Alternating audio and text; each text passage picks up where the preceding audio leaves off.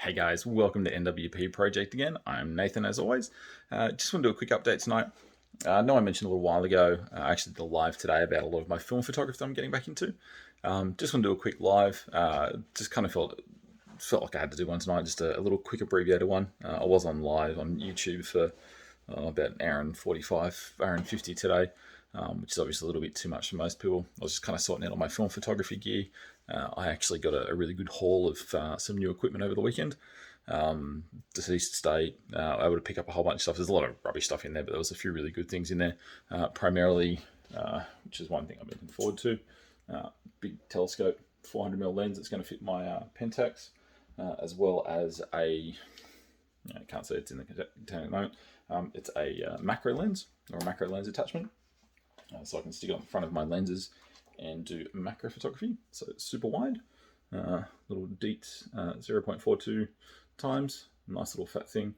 It's a super wide macro, so essentially I can screw that in onto the front of the lens, and that's a super wide lens that will let me do some macro photography, which would be really, really cool. Doing some macro film photography is something I've been really keen to do. That will work on my 35mm lens cameras. I do eventually want to get into doing some stuff on my big RB67, some medium format macro. I will have to find a macro attachment for it though. I don't think I'm going to be able to do it with the lens I've got.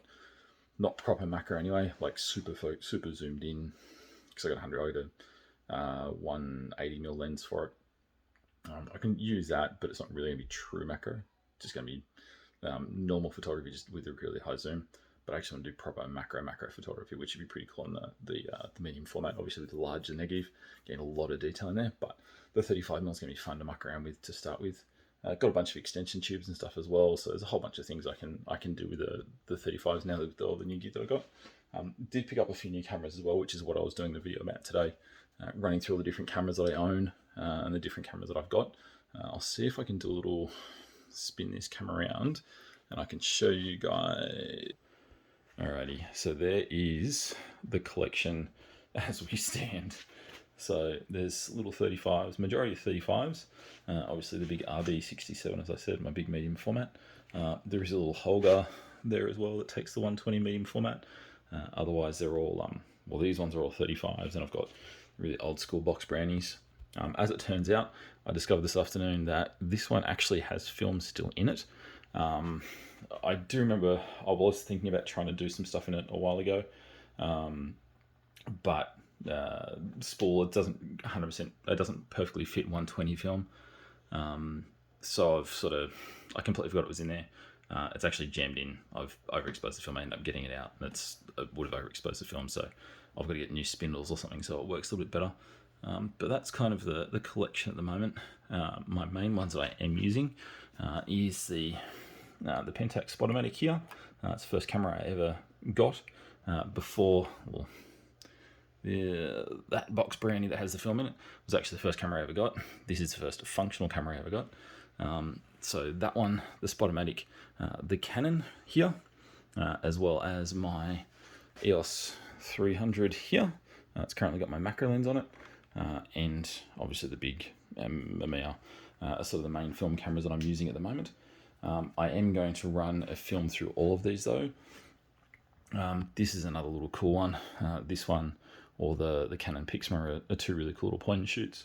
I am going to run a film through all of them though. Get background. I am going to run a film through every single one of those cameras though, and essentially have a photo collection, like a photo album behind each of them, or at least a roll of film. One thing I always wanted to say, or always wanted to have in my collection of cameras, was that every single one worked. Whether it's a fantastic camera or not, doesn't matter. But I don't see the point of having just dust collectors that don't work. I want them to all be functional cameras. And every now and again, we'll take them out and put a roll of film through them. But I want to have a roll with each of them that are actually working. Some of them, like the box brownies, I'm going to have to find. I know there's some people that do like 3D prints for spindles and stuff for them. I'm going to have to find something that will work for those, because you can't get film for some of them. Even like this little Kodak. Even this, the Kodak Instamatic. It actually takes our cartridge films in the back. Like there used to be the big plastic elongated things. Let's see if I can open up and show you. Not easy to do one-handed. So you can see it's the It used to be an old cartridge that would sit in there. It wasn't just a 35mm film that would spool across. I have found some quick Google the other day. I found some people that actually do like a 3D printed cartridge that you can slot a 35mm into, or you can wind your 35mm film into, have it in there, and then develop it in a dark bag, or take it out in a dark bag. So I'm going to look into doing that so I can run a roll through there as well. The other one, basically all the box brandings, I'm going to have to find something Jimmy Rig, something that's going to work, just because you can't get the film for them anymore. I do have, I forgot about Polaroid. Polaroid camera takes up 22 cameras that I've actually got at the moment. Out of those, 23 including my digitals, I suppose. 24 including my digitals. Standalone film cameras, I've got 21. And then I've got like 3 digital cameras as well, which, yeah, it's starting to be a problem, but it's a good problem to have. They're fun. There's a couple of cameras there that I'm probably going to end up selling off. A couple of the old Spotomatics. I've got a Pentax digital there. I've got some batteries for that to test it, see if it works. And there's a few that I've got to do some repair to, like I can't see it, it's probably staring me straight in the face. The Lightomatic. This one. So the Lightomatic needs a bit of repair. You might not be able to see it. So you can see there's a bit of a gap sort of up the lens there, just behind the focus at the f-stop ring. I think it's either had a knock on this side. You can kind of see scratches on the side of the lens there. It's either had a knock on that side or something. Someone's forced it, or I don't know. I've got to see if I can dismantle that and get that one fixed. And one of the other ones, which one is it? Can't see that.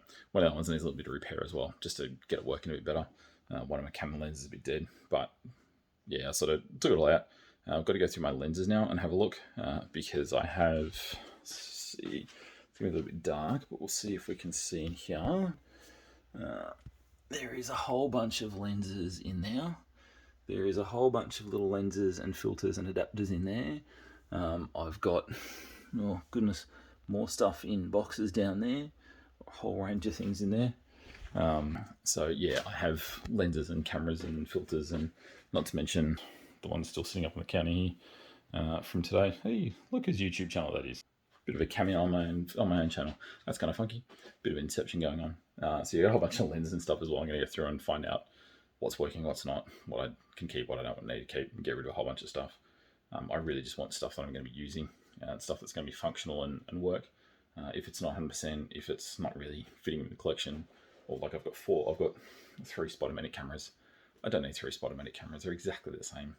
I know they were cheap and everyone's pretty much had one at some point, but all the more reason I can get rid of them, because people know how they work. They know they're good and they're solid cameras. One of them, as I said, one of them's got a crapped up lens in it, which I'll get rid of that and put one of the old lenses on. So yeah, I'll be putting some stuff up for sale. So if you're interested in getting into film photography, or you're curious about trying it out, feel free to hit me up, because when I get rid of it, I'll let you know. You might be able to pick up a good little bargain. I'll probably throw in a few rolls of film as well, just to help out and get you started, and a little how-to guide. But yeah, so some pretty cool stuff going on. Got some pretty cool stuff in the buyout. Have a look at the live. I did put it was a pretty long one. I'll go through and break it up and put some chapters in there as well. So if there's something particularly interested in, or a camera you're particularly interested in, I'll pop that in there and you can have a better look at it. But yeah, some pretty cool stuff going on, guys. I'm really excited to get into it. I do have currently 4 rolls of 35 and 2 rolls of 120 ready to be developed. I couldn't actually tell you what's on most of those films.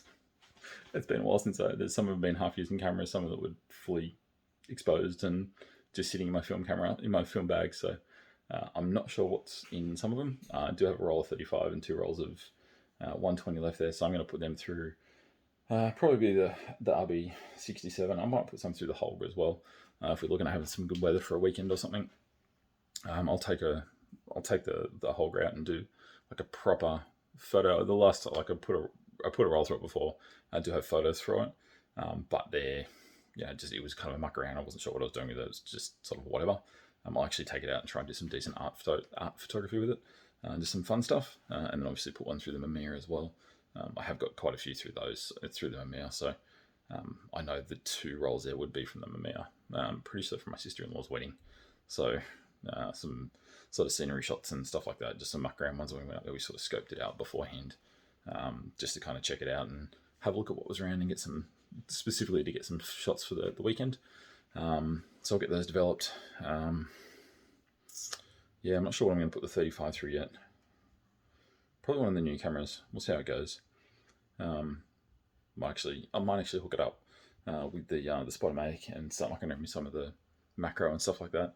But I am going to be recording, just so when I list it up, going to be loading a lot of it up on, well, I'm going to be putting all my shots up on Flickr, on my Flickr account, because I can record.